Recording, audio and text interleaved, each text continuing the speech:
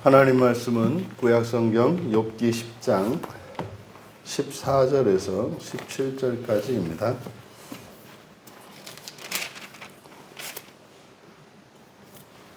우리 같이 한 목소리로 함께 읽겠습니다. 내가 범죄하면 주께서 나를 죄인으로 인정하시고 내 죄악을 사하지 아니하시나이다. 내가 악하면 화가 있을 것이요 내가 의로울지라도 머리를 들지 못하는 것은 내 속에 부끄러움이 가득하고 내 환난을 내 눈이 보기 때문이니이다. 내가 머리를 높이 들면 주께서 젊은 사자처럼 나를 사냥하시며 내게 주의 놀라움을 다시 나타내시나이다. 주께서 자주자주 증거하는 자를 바꾸어 나를 치시며 나를 향하여 진노를 더하시니 군대가 번갈아서 치는 것 같으니이다. 아멘. 절망과 소망의 갈림길이라는 제목으로 말씀의 은혜를 나누고자 합니다. 14절에서 욥은 내가 범죄하면 주께서 나를 죄인으로 인정하시고, 여기서 인정하시고라고 번역한 이 말이 샤마르 그러면 이게 지키다, 보존하다 뭐 이런 뜻이거든요. 그러니까 지킨다. 그러니까 내가 범죄하면, 그러니까 만약에 지금 현재 욥이 가지고 있는 생각은 자신이 겪고 있는 이러한 환난은, 이런 고난과 이런 환난은 죄 있는 자들이 겪는 일로 생각을 하는 거죠. 그런데 자신은 하나님 앞에서 자신의 죄를 인정할 수가 없는 겁니다. 근데 이제 친구들이 그것을 고발하는 이런 상황이지 않습니까? 이 상황에서 욥이 만약에 정말 자신이 범죄를 했다면 주께서, 지금 우리말 성경에 전부 주로 번역되어 있는 것이 이제 2인칭, 그래서 당신인데 이것을 이제 주로 번역을 해 놓은 것이다. 그러니까 당신께서 저를 지키시니, 그러니까 늘 욥은 하나님 앞에서 살았던 것을 드러냅니다. 늘 하나님 앞에서 살았고 늘 하나님을 의식하며 살았다는 것을 알 수가 있어요. 내게 죄악으로부터 내 죄악을 사하지 아니하시나이다. 여기서 이제 사하다라고 하는 것이 이제 깨끗하다, 무죄방면하다, 이런 뜻이거든요. 그러니까 늘 나를 지키고 계셨으니까 내가 지은 죄를 진즉부터 알았을 것 아니냐. 근데 지금 사실 아무리 생각을 해도 욥이 예전과 같이 하나님 앞에서 거룩하고 흠 없이 살려고 살았던 욥이 최근 들어서 달라진 게 없단 말이에요. 그러니까 내가 이러한 경건의 일상을 지키고 정말 사람들에게 하나님 앞에서 특별히 입술로나 또 자신의 행위로 범죄한 것이 없는데, 만약에 있었다면 진즉에 하나님 앞에서 내 죄가 다 드러났을 것 아니냐. 그러니까 사실은 욥은 왜 없던 이런 고난이 나한테 갑자기 왔느냐, 내가 뭐가 잘못한 게 없지 않느냐, 이 이야기인 거죠. 그러니까 과거에는 한 번도 겪어보지 못했던 이런 큰 환난을 만난 욥은 이러한 현재의 자신의 이런 고난을 죄로 인한 징벌이라고 생각하고 있는데 그거를 인정할 수가 없는 거예요. 그러니까 아무리 생각해도 자기가 그렇게 이렇게 벌을 받아야 할 만큼 지은 죄가 없는 겁니다. 그러니까 이것은 부당하다는 거죠. 하지만 지금 욥이 말하는 이것을 통해서 우리가 알 수 있는 것은, 그러니까 인과론적인, 그러니까 인과응보적인 생각을 갖고 있는 것임을 알 수 있어요. 잘못한 게 없으면 하나님으로부터 벌 받을 일이 없고, 또 잘못한 게 있다면 사실은 벌을 받는 게 마땅하다라는 생각을 갖고 있는 거죠. 그런데 사실 자신은 이를 벌을 받아야 할 만큼 나쁜 게 없는 거예요. 근데 지금 바로 뒤에 15절에서 악하면 화가 있을 것이요.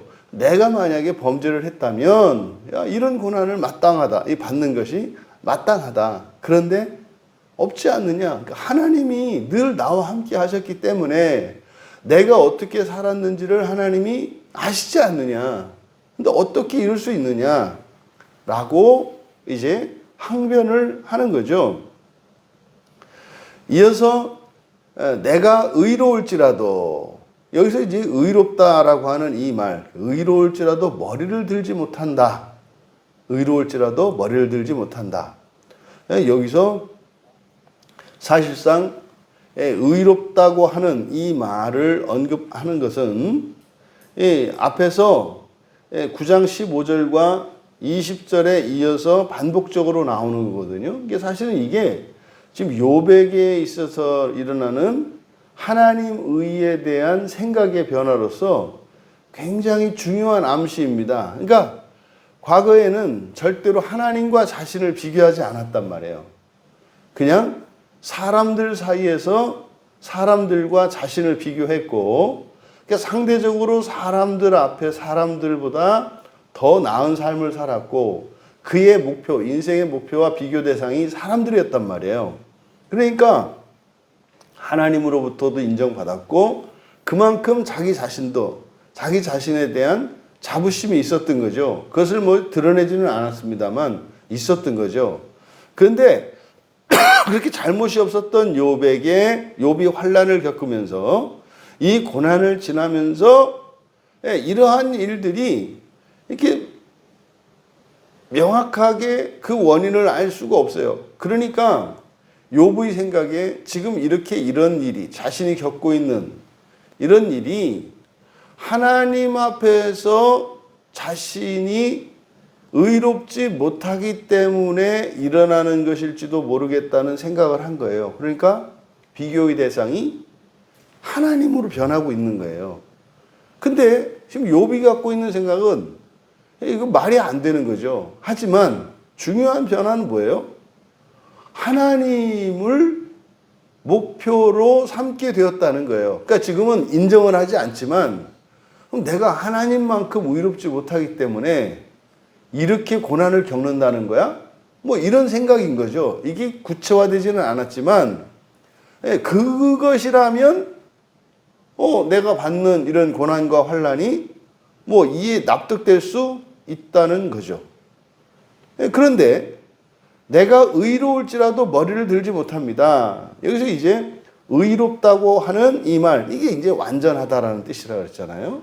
그러면 의롭다 하더라도 머리를 들지 못합니다. 이게 두 가지 생각이 여기 안에 다 들어가 있는 거죠. 사람들 가운데에서는 내가 의로워요. 사람들 가운데서는. 그런데 하나님에는 미칠 수가 없죠. 당연히 없죠.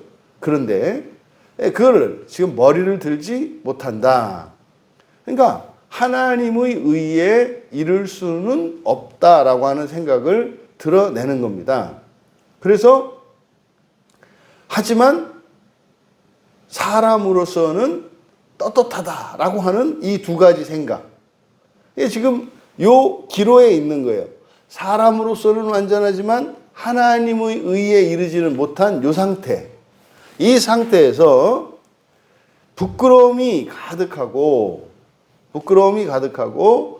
내 환난을 내 눈이 보기 때문입니다. 이제 우리말 성경에 요거를 이제 이유로 이렇게 이제 해석을 했습니다만, 자신이 현재 자신의 이런 모습과 자신이 지금 뭐 아주 뭐 정말로 온 몸에는 딱지 가지고 그 위에 또 긁어서 피가 흐르고 곪고 뭐 끔찍한 몰골 아닙니까? 그리고 자신의 마음속은 철저히 짓밟혀 있는 뒤틀린 그런 심사 아닙니까? 이거를 이렇게 밝힌 거죠. 부끄러움이 가득하고 내 환난이 나를 본다. 그러니까요, 헷갈리는 거죠. 나는 하늘을 우러러 한 점 부끄러움이 없이 살았어요. 근데 현재 나의 모습은 어떤 상태요? 이거는 아주 지독한 죄인의 상태예요. 욥의 인식으로는. 그러니까 지금 자신의 이 모습을 도저히 이거는 너무나 수치스러워서 이거는 뭐 고개를 들 수도 없는 상황이다 이 말이에요. 그러니까 지금 엉망진창입니다. 실제로 욥의 현재의 상태는 사람으로서는 완전해요. 존재론적으로는. 그런데 지금 욥의 처지로는 아주 지독한 죄인이에요.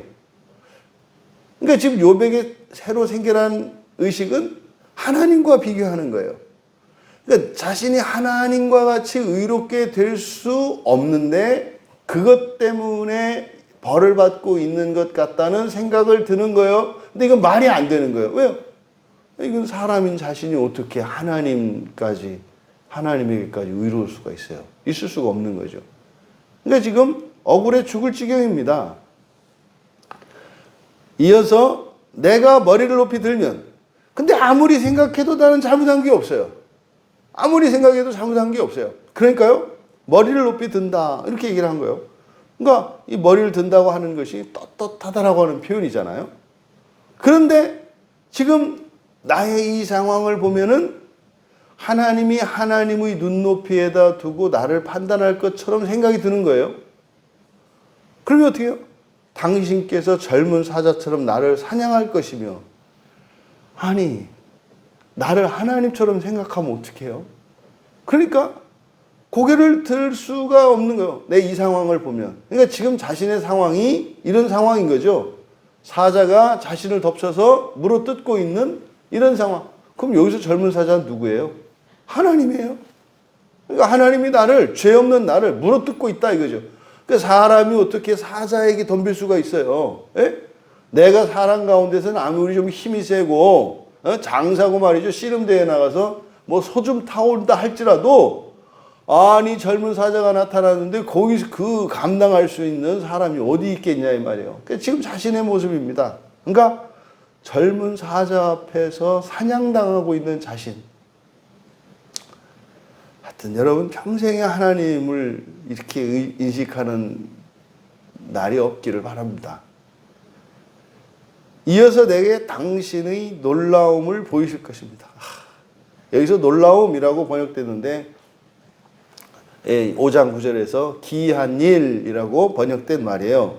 이게 이제 파라, 이것이 이제 비범하다, 뭐 구별되다, 눈에 띄게 뭐 다르다, 뭐 이런 뜻인데 기이한 일이에요.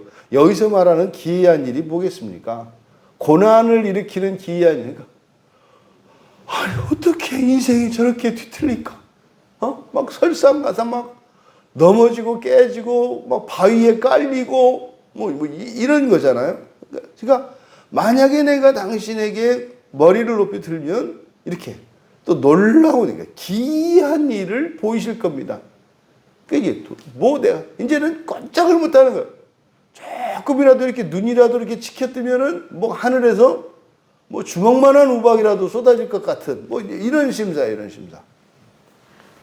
거기다가 내가 범죄했다고 증언할 증인들을 바꾸실 것이면, 이게 지금 친구들 얘기거든요. 난 잘못한 것도 없는데 증인들을 세워서 이거 조작하는 거 아닙니까? 에? 재판 조작하는 거예요. 잘못한 것도 없는데 엉뚱한 증인들을 데려다가 놓고 죄 있다고 정죄한다는 거죠. 그러면은 이 두세 사람이 두 사람 증인 쓰면 그거 그냥 죄인이 돼버리거든요. 이 얘기를 하는 거예요. 그렇게 해서 뭐 자신이 의롭다고 하는 것을 입증하면 어떻게 해요? 또 다른 증인들을 데려다가 고발해가지고 죄인으로 만들 거라는 거예요. 하나님은. 그뿐입니까? 나를 향하여 진노를 더하시니 군대가 번갈아 치는 것 같은 입니다. 뭡니까? 군대를 교체하면서 당신의 노를 더하실 것이다. 그러니까 그냥 한 부대가 공격하는 것처럼 자신이 겪고 있는 겪었던 환란들 하나하나가 이제 부대가 공격을 하는 거죠. 그래서 이제 뭐 자식들이 죽고 나서 끝났다 그랬더니 또 다른 부대가 와서 또 치는 거죠. 이런 식으로 자신의 인생에 하나님께서 감당할 수 없는, 저항할 수 없는 이러한 환란과 고난을 끊임없이 줄 거다. 뭐 하면? 내가 떳떳하다고 얘기하면. 왜 그런 생각을 해요? 하나님의 눈높이에서 나를 생각하니까. 이게 이제 우리들은 이해가 되는 거예요. 여러분, 욥은 지금 어떤 생각을 갖고 있습니까? 하나님은 하나님이고요. 사람은 사람이에요. 하나님과 사람이 같을 수 없어요. 사람이 하나님과 같을 수 없어요. 그러니까 하나님도 사람과 같이 될 수 없고 사람도 하나님과 같이, 하나님도 사람과 같이 될 수 없는 거예요. 왜? 사람은 사람이고 하나님은 하나님이니까. 동물은 동물이니까. 근데 지금 하나님이 자신에게 대하시는 것을 보면 마치 자신을 하나님 대하는 것처럼 이게 부당합니까? 은혜입니까? 예. 이게 만약에 우리더러 하나님이 되라고 하면 이보다 더 부당한 일이 있을 수 없죠. 예? 절대로 날 수 없는 이 네발 짐승에게 열심히 달려서 하늘을 날아오르라고 하는 것과 같은 요구이기 때문입니다. 그러면요, 이것이 하나님의 말씀을 통해서, 계시를 통해서건 아니면 상황을 통해서건 이렇게 부당한 것, 내가 생각하기에 부당하게 여겨지는 이때는 절망을 하든지 아니면 하나님께 소망을 두든지 둘 중에 하나 갈림길인 거예요. 이게 지금 욥이 처해 있는 상황입니다. 그러니까 지금 욥은요, 하나님과 사람 사이에 이 무한한 질적 차이가 있다는 것, 이건 이미 진즉부터 알고 있던 거예요. 근데 지금 이런 고난을 겪으면서 막연하게나마 욥은 하나님이 자신에게 하나님의 의를 요구하는 것처럼 여기시는 거예요. 성경에 있는 모든 계명들, 모든 명령들은 뒤집으면 약속이다. 약속이다.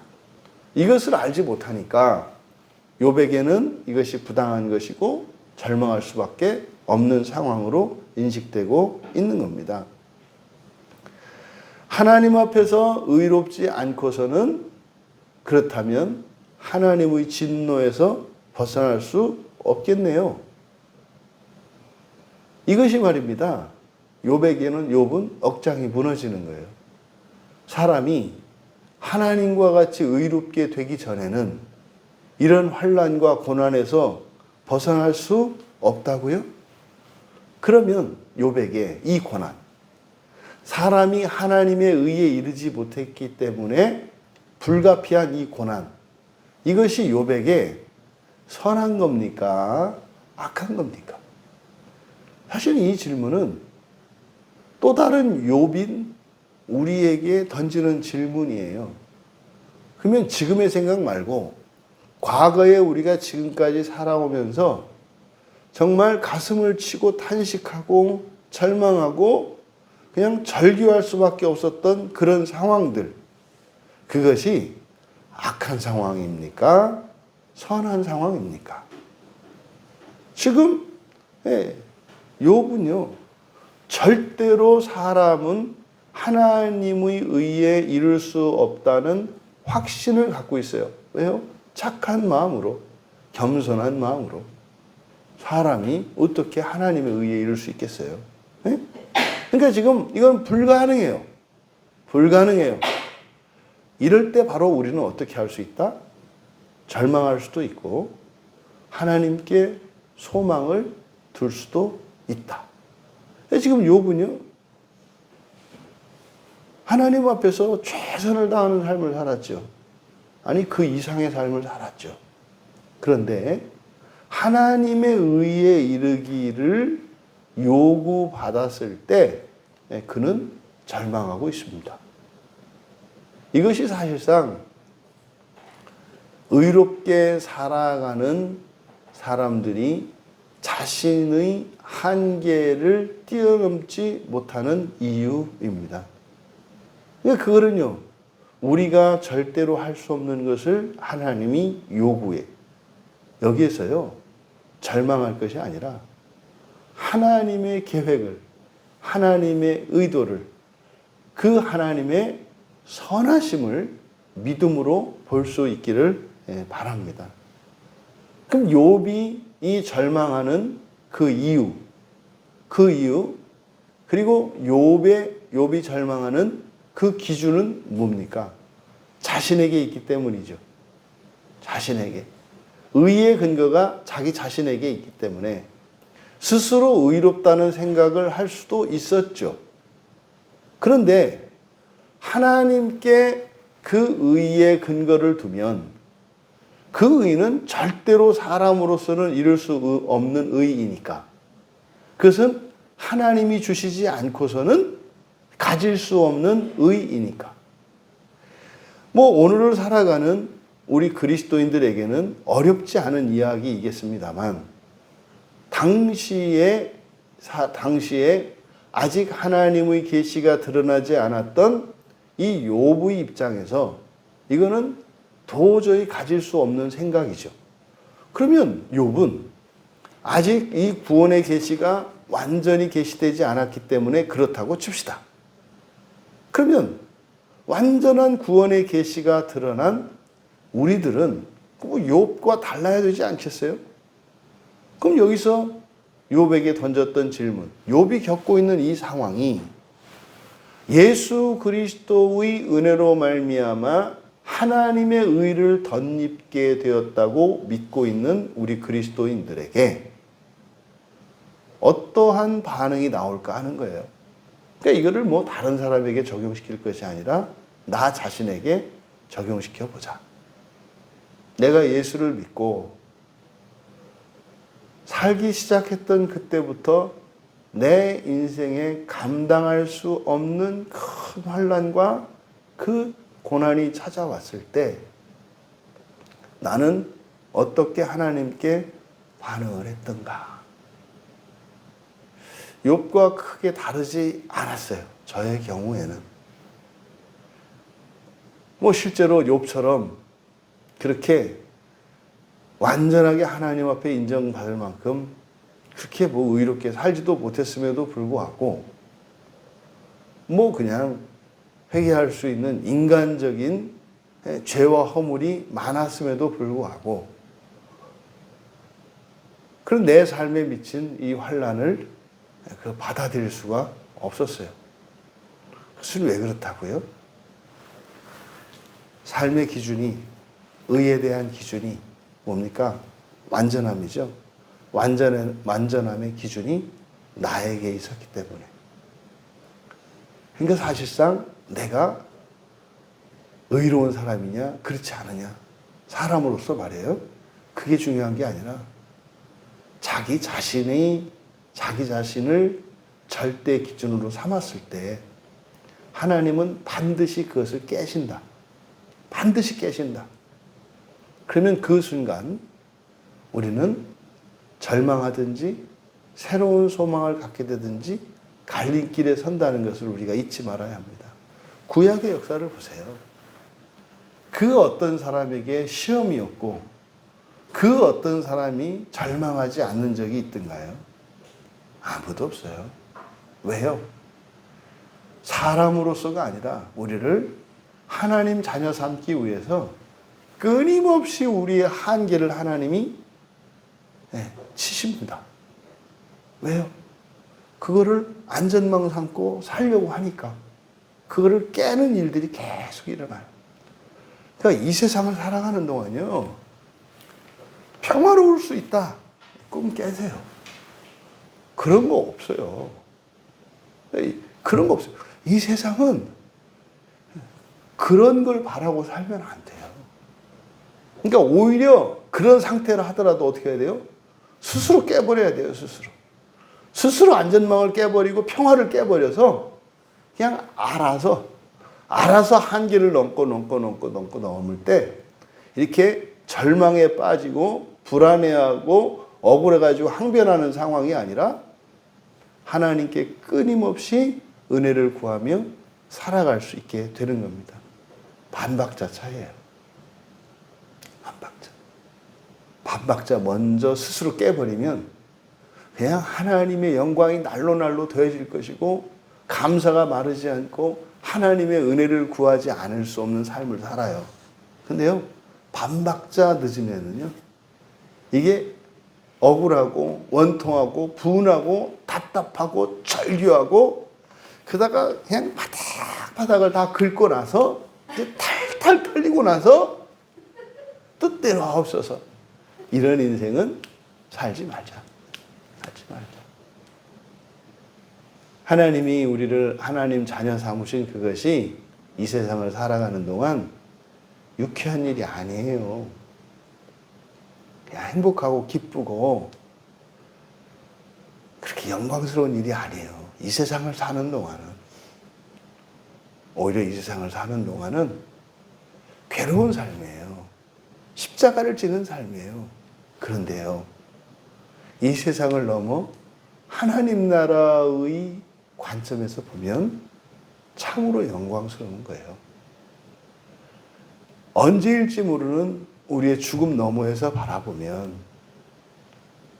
그리스도인의 삶이라는 것은 참으로 영광스럽고 참으로 복된 것이에요. 이 세상에 있기 때문에 자꾸만 우리의 사고가, 우리의 감정이 이 세상 친화적으로 되려고 합니다.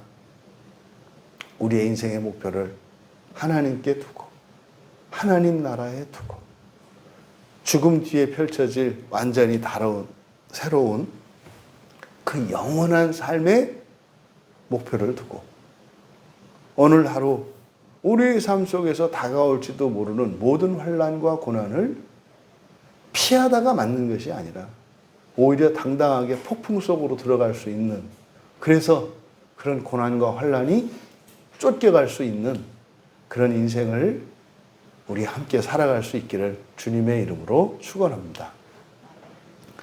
존귀하신 하나님, 하나님께서 저희를 의롭게 하시고 온전케 하실 때마다 반드시 저희에게는 또 다른 환난과 고난이 시험으로 다가와 절망과 소망의 갈림길에 서게 되는 것은 사는 동안 끊임없이 일어날 것임을 잊지 않게 하여 주시고 그 상황을 피하려 하거나 주저하지 않고 오히려 담대히 나아가 맞설 수 있는 저희들로 결단하게 하여 주셔서 이 세상을 두려워하지 않게 하시고 하나님의 자녀 삼으신 하나님의 선하신 그 뜻이 우리에게 원망이 되고 억울하고 분한 일이 되지 않게 하시며 오히려 찬양과 감사가 되게 하옵소서.